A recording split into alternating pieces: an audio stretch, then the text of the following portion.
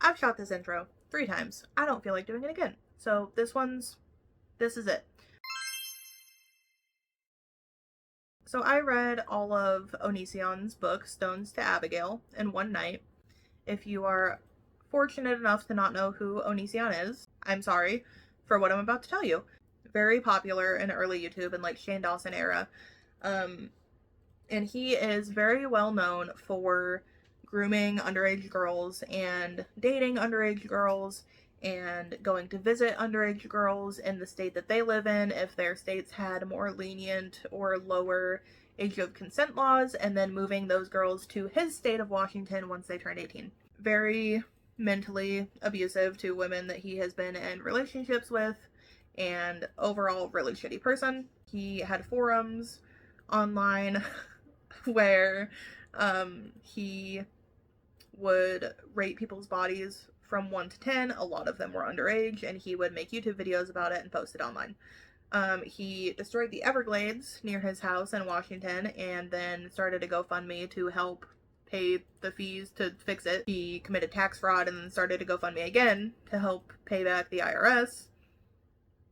A lot of shit. For context, Onision's name is Greg. Was Greg at the time of him writing this book. The book's main character is James, and Greg has said that he sees James as a better version of himself, and it's like a writer insert, whatever, you do you, and then he has legally changed his name to James. I'm just gonna call him Greg, and I read his book in one evening. So the first sentence in this book is, I was asleep until I met her. When I finally woke, I learned the meaning of perfect imperfection. I've always been the type of person to focus on stars as we spin beneath them. Just as a warning, this book is all very much I'm 13 and this is very deep content. Is 17 in this story, but nonetheless, I'm 13, this is very deep. Also, fair warning, in this book there is mentions of self-harm and sexual assault and school shootings and so much bullshit. So if you don't want to see that, I recommend go watching something else. So I read the first paragraph of this book. I'm assuming it's not interesting because that was the only note I took about it, was from the first sentence. And then I had to stop and go get a bowl of emotional support ice cream before I continued reading the book, but I persevered. Greg's room at his mom's house is painted white wall to wall, and his bed frame is white, everything, you know. And then he writes that painting my room like this was a clear act of subtle self-inflicted psychological torture. I was going through another phase, from darkness to light and repeat. Seemed like the story of my life. Bestie, what does that mean? He has this weird thing about his alarm clock not working, and he imagines the alarm clock's face as it's not working, and then he makes that face, and then he says, I laughed in my casual, dorky tone and began to get ready to leave home. Greg is not like other girls. He is a grown adult man. There's so much grammatically wrong with this book because he would not let anyone edit his book. He had people offer to edit his book for free. He said no, because that's just not allowed. You're not allowed to, you know, judge him, because that's what editing a book is. And he uses the phrase no doubt in this book at least 20 times in 90 pages. Almost every single time it is spelled differently. So he goes to school and he is watching people watching, and he says, for as long as I remember, I've enjoyed seeing how people move around and talk to each other, like they're animals at the zoo. I would try to deliver a more accurate analogy if I felt there was one, but so many of them seemed incredibly unaware of themselves, just living life as if it were some generic, predefined routine. Sometimes I feel like an alien who had a VIP pass to submerge myself in primitive human culture just for entertainment. What? What does that mean? Get mental and spiritual help, please. And then, so he goes to history class. I'm assuming nothing happened because I didn't take any notes. And then he goes to art class, his second period class, and he is just foaming at the mouth thinking about the possibility of Abby being there. Abby is Abbigale, Stones to Abbigale, okay? So main character. And they have never had a conversation with each other, but he is absolutely, like, infatuated with her, thinks about her all the time. She's the only reason he lives, whatever, weird as fuck. And then the art teacher wants them to do a project in class where they have a partner. Abby asked to be paired with Greg instead of some guy sitting next to her named Jason, who's apparently a jock. And so she has to be paired with Greg, and Greg creams his pants. And so they're doing this project together, and Greg makes a joke about his mom's sex toy to make Abby laugh. Like, okay, dude, sure. And then she gives a note to him, and it's like letters, but it ends up being like decoded into her phone number for whatever reason. And then he gets on the bus to leave school because apparently he only has, 2 classes every day. So he gets on the bus and he says, "My heart sank as I witnessed a boy I barely knew named Seth walk up and kiss Abby on the lips." And then his friend Davis is like, "Greg, are you okay?" And he says, "But by that point, his voice was a faint echo in the darkness my mind instantaneously lost itself in. I felt like after a life of numbness, I was finally about to truly feel warmth for the first time, only to have it taken away in an instant, leaving me hopeless in the shadows, alone once again." You never stopped being alone. You have had one conversation with Abby, and that is it. You have never stopped being alone. You have been alone the whole time. And then, so he goes home, and his mom makes him lentil beans for dinner, and that's the end of chapter 1.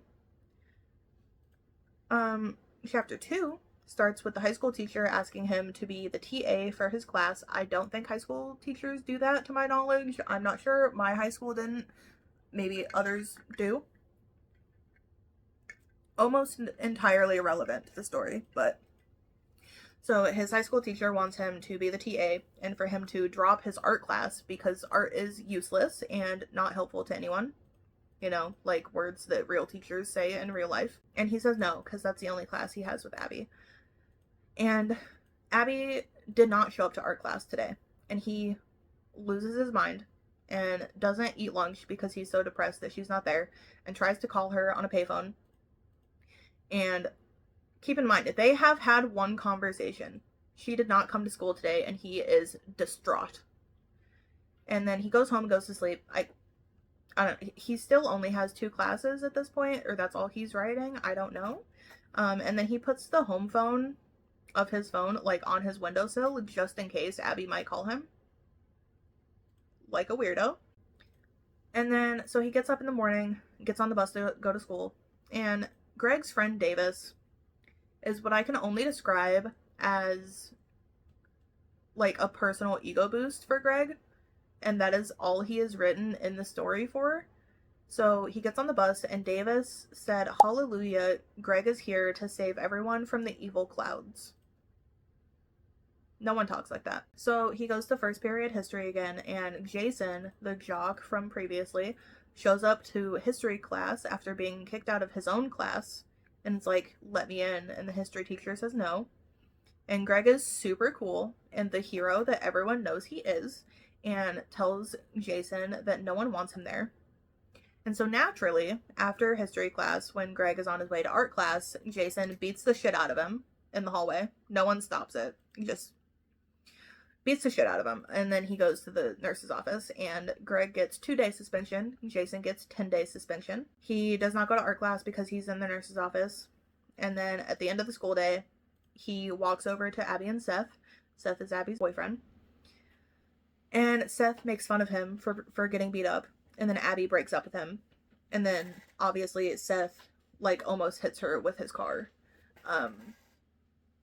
He almost hits her with a car, as you do. Typical teenage boys, am I right? Greg walks her home, and it's raining, and they're having such deep conversations.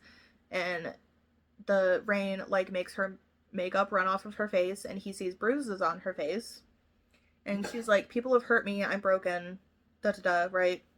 I'm being dismissive about this because the only, like, character traits Abby is given is that she is a damsel in distress that Greg has to save, and that Greg is the only one that can save her. She's given no other character traits throughout this entire book. So Greg calls her beautiful and says that she's not broken and that she's perfect, and obviously that's going to cure her depression and her PTSD.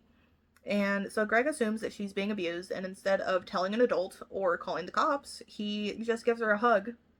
And then he goes home, because obviously Greg is so amazing that if you receive a hug from him, nothing in your life could be bad. And so chapter 3 He has a nightmare about Abby being like sucked into the ground and killed by gears that are underground or something. I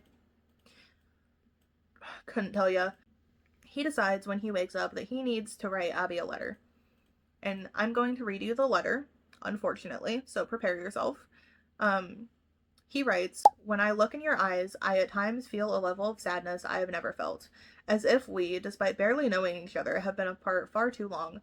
When I talk to you, it's like I'm listening to a voice I've ached for, yet haven't heard in a lifetime. Every other experience I have with you seems familiar, but at the same time it hurts, like you would feel if you begged for something and only received it when you had already given up hope. These feelings are all so strange and evolving at a rate that scares me, as they are for someone I am only just now truly getting to know." They've had 2 conversations at this point. "Even with my brief presence in your life, I've picked up on so much suffering and almost feel powerless to create any change. There are so many wounds, so many scars, so much I only know enough about to fear. I'm trying to understand. Abby, you have more pain in your life than I can imagine. I hear it in your voice, I see it in your eyes, and in the way you move. I just want to see you smile without there being an ocean wall of tears behind your eyes. I want to hear everything you have to say. I want to find a way to heal the damage done until you can forget it ever existed." He just met her, just found out yesterday that she was most likely being abused.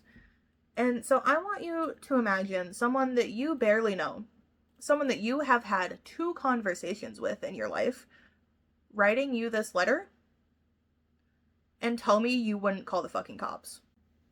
And then he says he emails it to her, which that's not a letter, that's an email, Gregory. And then she calls him like immediately after he sends this email.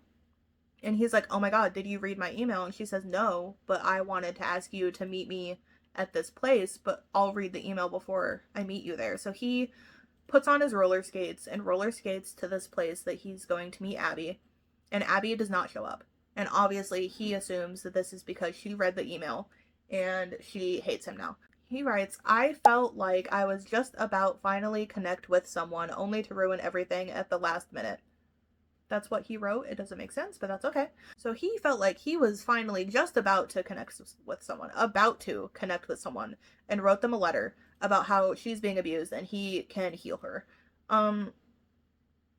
Yeah, I wouldn't show up either. Greg goes to school the next day and sees his and Abby's art project that she finished while he was on a 2-day suspension, and a note under it, what is with them in notes, and a note under it that says to meet Abby at this place.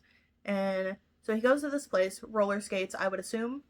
And Abby tells him that she's been abused her entire life, that her father doesn't care if she lives or dies, and instead of, I don't know, telling an adult, calling the cops, reporting it, talking to the school principal, talking to the school counselor, literally anything else, he just calls her beautiful, because that's all you need in life.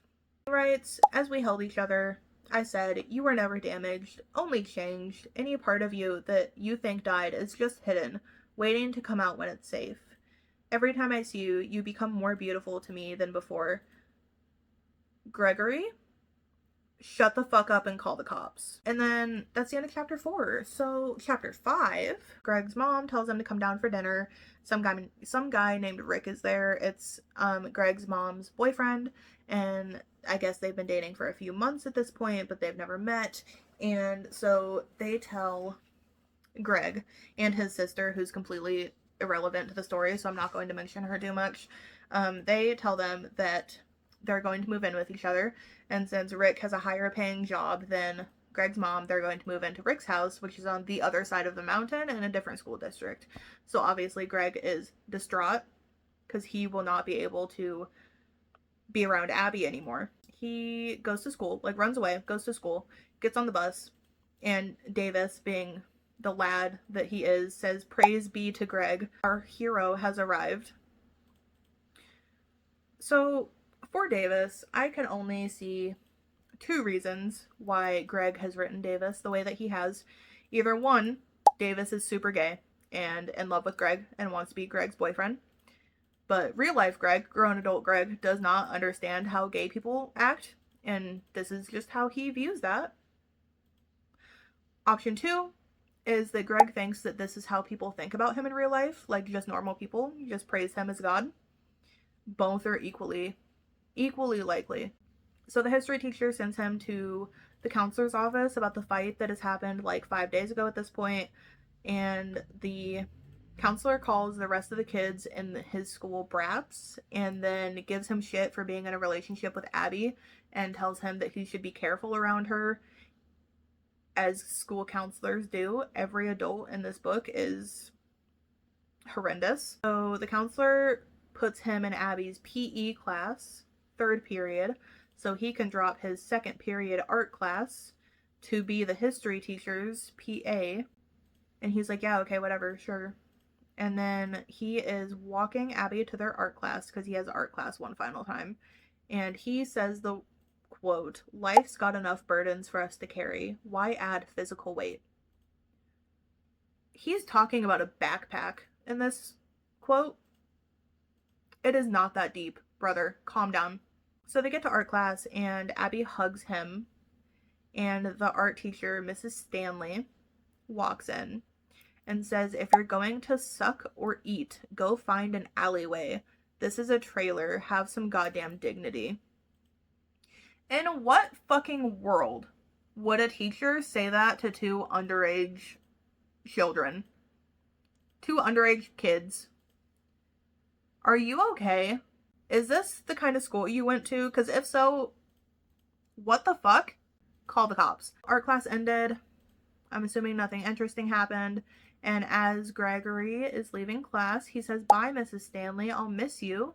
And Mrs. Stanley responds by calling him the F slur, as school faculty does. So they get to gym class.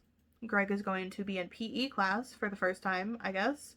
And they switch into their uniforms. And Abby, I guess, always wears long sleeves, but her uniform is a short sleeve. And she hugs Greg again. And her skin on her arm touches his neck. And he says, "The sensation was glorious. Why are you coming in your pants over this girl's arm touching your neck? Shut up." And then he has this line in this area of the book that says, "I never really understood the human tendency to feel sorry for yourself when you're being punished for breaking rules you are well aware of." Which is hilarious to me, considering the author of this book. Imagine feeling sorry for yourself when you're being punished for breaking rules that you are well aware of. Like, I don't know, grooming underage girls, or grooming more underage girls, or reacting to pictures of underage girls on your YouTube channel, or, you know, destroying the Everglades, or committing tax fraud, or abusing your partners. But Greg would never do that, because he's well aware of the rules, as he clearly states here. Anyway, they play dodgeball in gym class, and Abby kisses him on the cheek, and he comes in his pants, and then she asks him if he will call her tonight, and the only note I took about that conversation was that they talked about leprechauns or something, so I'm assuming it was not interesting. Moving on to chapter 6, Rick is at breakfast again, Greg's mom's boyfriend. Greg's mom does not have a name. She's not given a name in this entire book. She is only Greg's mom. So Greg is even more upset and goes to get on the bus, and Davis is there and can see that Greg is upset. So he says, "I love you so much. I wish you were my boyfriend." I guess I was right with the Greg does not understand how gay people act, and this is how he sees them. Guess that I had. I don't. That's the option it was. Greg ends up telling Abby about his mom wanting them to move to a different school, and Abby just says that she can go with him without confronting either adult. And then he says that he might be able to stay in the condo since his mom owns it and he's 17. And then there's this big long conversation about Abby saying that she's noticed that Greg never looks at other girls, won't make eye contact with them, doesn't pay attention to them. He rarely looks at them, ever. And he says, "I do that intentionally, you know, because I don't want to risk you thinking for 1 second you're not the most important person to me." Abby, don't worry. Greg obviously goes around drop kicking every single girl who dare breathe in his direction to defend your fragile honor. Healthy relationship goals, to be honest. Chapter 7. Hold on. So chapter 7 immediately opens on a school shooting. Greg, being the hero that he is, pushes kids back onto the bus, and then the bus driver proceeds to immediately drive into the back of another bus. And Greg, in this situation, has realized that the school shooter is Seth, Abby's ex-boyfriend, and he gets off the bus because the bus driver just allowed that. And this motherfucker decides to roller skate into a school shooting.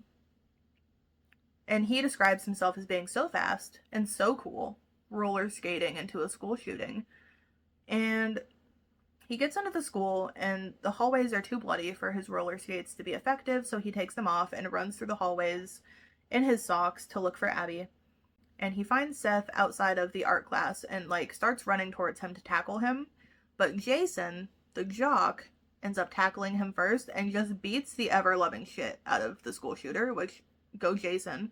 And then Greg states that Abby should be in her class after art, which would be Abby's third period. But Greg and Davis's bus just pulled up to the school. So, do they have different start times? Or, I don't know. So he ends up not finding Abby anywhere in the school, so he goes outside and finds her outside in an evacuation area where a bunch of other kids are. And he hugs her, and she cries. And the cops get there, and SWAT and ambulances, and they make the kids wait outside for hours while they figure everything out. Greg says, "We were given blankets as we waited outside. Abby refused to be more than a foot away from me for a single moment. We were both so incredibly relieved to still have each other, as if we were vital parts of the same system, one not being able to maintain their stability without the ensured safety of the other." Which, I understand, you both just went through a traumatic experience, trauma bonding and all that, but that is not healthy. And so they end up being let out to the barricaded area where the parents are waiting, and Abby's dad did not show up to the school that there was a school shooting at, where his daughter goes to school. So they asked Greg's mom if Abby can stay there for the night, and she's like, sure, whatever. And so they go to Abby's house to get some of her things, and her dad's not home. And she ends up staying at Greg's house for multiple nights and tries to call her dad multiple times, and he never answers. And no one seems to think that maybe they should, file a missing persons report. No one has been able to get a hold of this man for days. But I digress. Moving swiftly on to chapter 8. Greg says that 52 people were killed and 4 people were injured in the school shooting. The deadliest school shooting in the history of the United States was the Virginia Tech shooting in 2007, where 32 students and faculty were unfortunately killed. So Greg states that this was the biggest school shooting that the United States has ever seen in his small shitty town in Washington. Greg calls Abby a core section of his programming. Don't know what that means. They get to school after being off of school for a few weeks due to the shooting, and someone the president sends to give a speech is in the auditorium or the gym or whatever, and so they have an assembly. I didn't take too many notes about the speech, so I would guess that it was super lame and super not helpful to a bunch of kids that were just part of a school shooting. But it says, in closing, the president has decided to speak with each and every individual class later this week. It is not a photo opportunity. There will be no press in the rooms. The President of the United States has made a personal decision to single-handedly handle your questions and concerns to help in whatever way he can. No. And they play a video of the school's gym teacher, who was one of the people who survived the shooting but did get shot. And he's in a hospital bed. And he is talking about how he was shot in the side of the head and in the chest. And he tried to kill Seth, the school shooter, and only ended up injuring him. He then says that the 4 students shot after he injured Seth were the only 4 to live in the entire scenario, and that he is the reason that they survived because he injured Seth so poorly, because that's how adults act. So he's to thank for the 4 people living who lived. It's all on him. He's the only one. Super cool video to show a bunch of teenagers who were just part of a school shooting. So after this traumatic assembly, the substitute teacher throws dodgeballs at them and tells them to go play. So that's the end of that chapter. So chapter 9, Abby and Greg kiss outside of a church and the wind stops. And then he walks her home and there's loud music coming from her house. Her dad reappeared, I guess. And her dad comes out like super drunk and starts screaming at her and asking where she's been, as if he wasn't the one who didn't know that his daughter was staying at Greg's house after a school shooting, but you do you. And so Abby's dad hits Greg in the side of the face with a beer bottle and like cuts his face open. And there just so happens to be a police officer and his police canine dog just standing there, as the police are known to do with their canine dogs, police dogs, all the time. They just do that, you know? And so the dog grabs his arm and just like drags him away, don't know where, and the cop just watches. And then more cops show up. Greg presses charges against Abby's dad, and the police, instead of like calling CPS or a social worker or any of Abby's other relatives, they're just asking this teenage girl if she has anywhere else to stay, and she goes, "I'll just stay with Greg." And they're like, "Yeah, okay, whatever, bye," and leave. Okay. Chapter 10.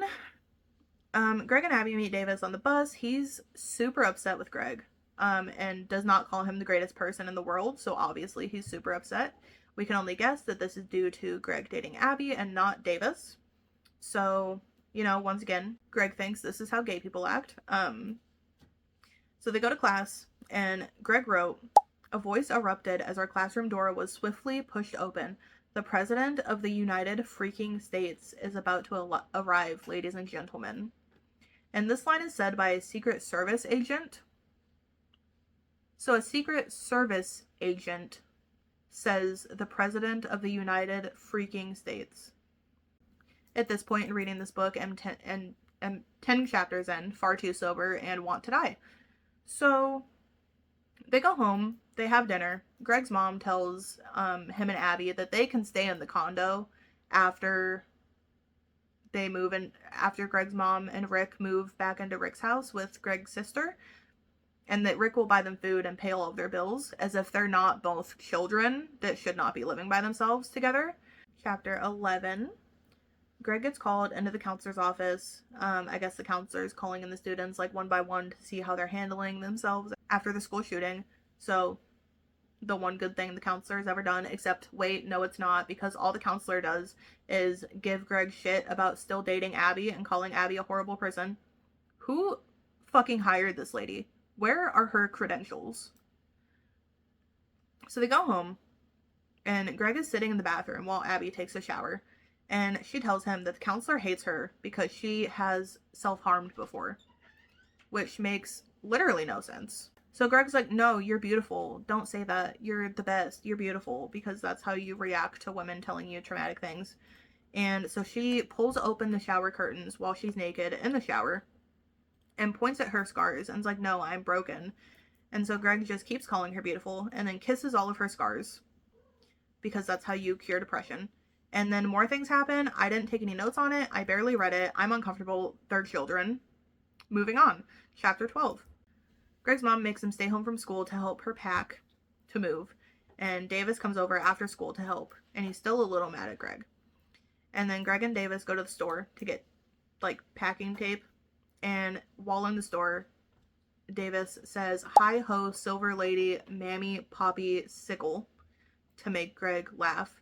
And then he says, "Okie dokie, Captain Derp," because apparently Davis is also just the embodiment of random equals funny, much like Onision's early videos posted on YouTube. I'm honestly surprised Davis has not yelled, "I'm a banana," so Greg can gush about how fucking hilarious that is, and pat himself on the back for that shitty ass video he made 10 years ago. So Abby and Greg drop off Davis at his house, and Abby makes them stop at the park to stargaze. And Greg says, "What if stars were like birds and they took craps on us?" Grown adult man writing a book. And then immediately after he says that, they start talking about having children together. They're 17. But to be fair, would not be the first time that Greg has tried to make babies with a 17-year-old. So, chapter 13, they go to school and Abby slips a note into Greg's pocket. The history teacher tries to steal it from him, so he runs to the bathroom to read it. The note is super fucked up. It says that Abby has been raped before, which we kind of already pieced together, and that she became pregnant from this, and she went to the guidance counselor. The guidance counselor was helpful and made sure that the boys went to court, were expelled from the school, and then she found out that the guidance counselor was extremely pro-life after she found out that she was pregnant, and told her that the baby should not be killed for the mistakes of its biological father. And she was dating Seth at the time. Seth ended up finding out and punching her in the stomach until she miscarried the baby. And then the guidance counselor decided that she asked Seth to do that so she didn't have to have the baby. And that's why the guidance counselor hates her. Because that makes sense. That's what reasonable adults do. Seth punched her in the stomach to make her miscarry the child. And the counselor decides that she did it on purpose and that it's her fault and that she's a horrible person. And so she ends up getting back together with Seth because she feels like she doesn't have anyone else. And then she says that Greg is the only person in her life that can make her feel better and who can fix her. And he woke her up from the nightmare that was her life, which... obviously, super horrible stuff to happen to a human being. That should, like, super fucked up, okay? But it is not written to give Abby any sort of character development. It is not written to further the plot. It is not written for any reason outside of stroking Greg's ego and furthering the damsel in distress that only Greg can save, and that only Greg can make all better. So, after reading this letter, he bursts into her classroom, and keep in mind the letter was about her being raped and beaten, and so he burst into her classroom to make out with her on her desk in the classroom, and then she sucks on his tongue, and I want to die. And then his teacher calls him a strange kid, and then they go home. Chapter 14. Gregory decided it would be completely okay to write a very graphic underage sex scene for chapter 14. I'm uncomfortable. I don't know who wants to read about two children having sex with each other, or who wants to write about that, but I skimmed it. I'm not talking about it. The words gushing and precise execution are involved. I don't know. I want to go home. Chapter 15. They go to school. Jason gropes Abby, and Greg goes to the principal's office, and the principal basically tells Greg to fuck off and that he doesn't believe anything Abby says, like a reasonable adult. And Greg tells Davis to walk Abby to the bus and he'll be right behind him. And Davis says, "Oh my god, you're going to beat their booties?" I want Davis to lose the ability to talk.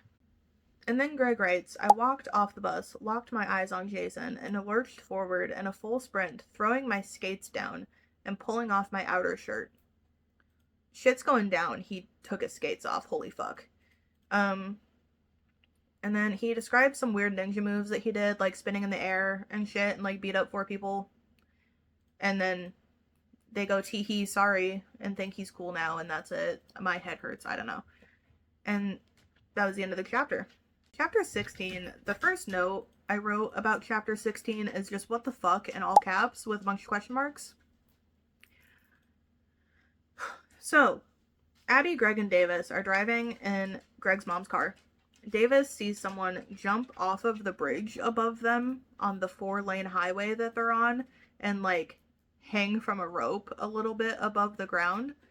And so Davis runs out of the car to try to like lift him up so that he can breathe. And Davis gets fucking obliterated by a car and dies on impact. Greg immediately just starts thinking that if Davis didn't know me, this wouldn't have happened to him. If he didn't know me, he'd still be alive.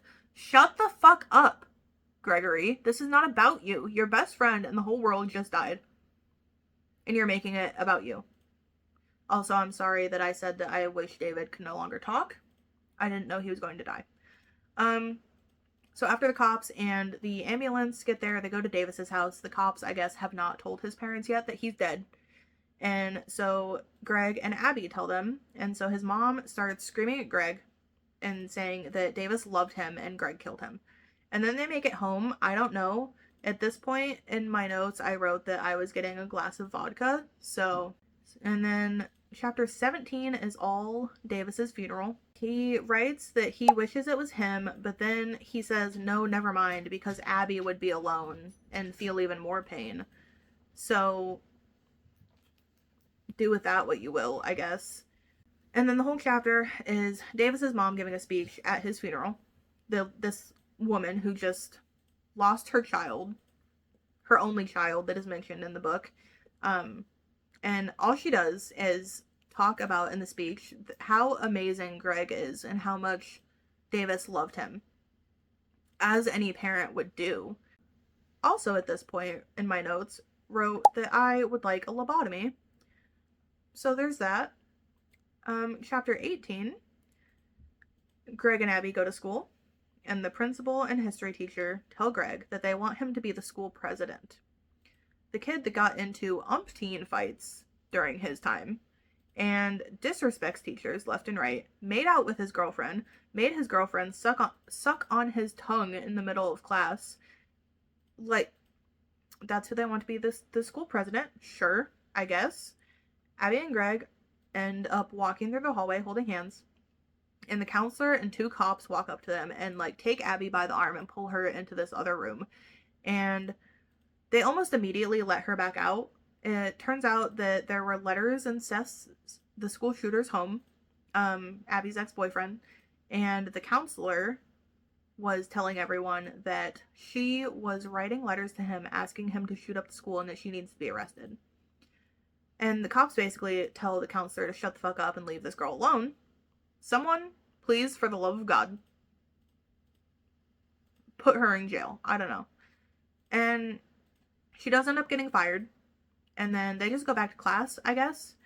And they go home afterwards, and Abby tells Greg that when she was in the depth of her depression, she had written letters to Seth saying that she wished that everyone would just disappear. Which, I don't know how you go from a teenage girl writing that she wishes everyone would disappear to a teenage girl telling her boyfriend to shoot up the school. Seems like a pretty wild jump to me, but you do you. Greg obviously does not know what to do with himself. He doesn't know if Abby's a good person or not at this point, and has to go dramatically sit in the shower, fully clothed, and think about it until his 2 brain cells he has rub together to make a thought long enough for him to decide that Abby is not a bad person and it was not her fault. So obviously super good guy for not being mad at her, clearly. Chapter 19, they go to school the next day, and Abby gets black paint thrown on her. They go to the principal's office. Greg is like wiping the paint off her, and the principal suddenly, I guess, doesn't mind Abby and doesn't think that she's a bad person anymore. And so he says over the intercom that Seth was solely responsible for the school shooting and to leave Abby alone. Like, that would work in a real public high school. So they continue about their day. And Abby says to Greg, "See you at gym class, hubby." Is it too soon to make a joke about wanting someone to shoot me? Go to play basketball in gym class, and then they go home. They still only have 3 classes. And at this point, there is nowhere for this story to go. There has not been anywhere for this story to go since Greg decided to write the story. I want it to end. Chapter 20. They wake up Abby goes to make breakfast, and Greg folds her paint-covered shirt from yesterday and thumbtacks it to the wall and says that Abby just threw it on the ground when she got home. Sure. Modern art, am I right? Crazy. And then they turn on the news, and they see their school burning down from an unknown arsonist. And then it comes out that the person that burnt down the school was the counselor that got fired. Who the fuck is this lady? Did no one do a single background check on her or check her credentials or make sure she was fit to be working in a school with children? And so we are at the end of the story, and the last sentence in this book is, well, I guess this means I won't be running for president.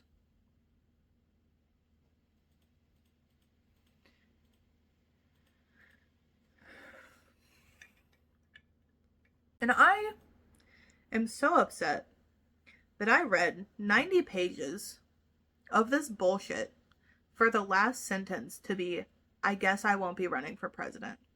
And that's how it ends. That's what he takes away from this. Not how many people were traumatized, how many kids are going to suffer for the school being burnt down, anything. You just, oh man, I can't be president. And that's the end.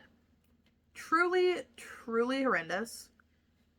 There is not one redeeming quality about this book that I could find anyway. If it's your cup of tea, you do you. Not mine. If you're, 11 to 13 years old, perhaps that was his main fan base and YouTube. So perhaps it's written by what looks like an 11-year-old. So on that note, bye.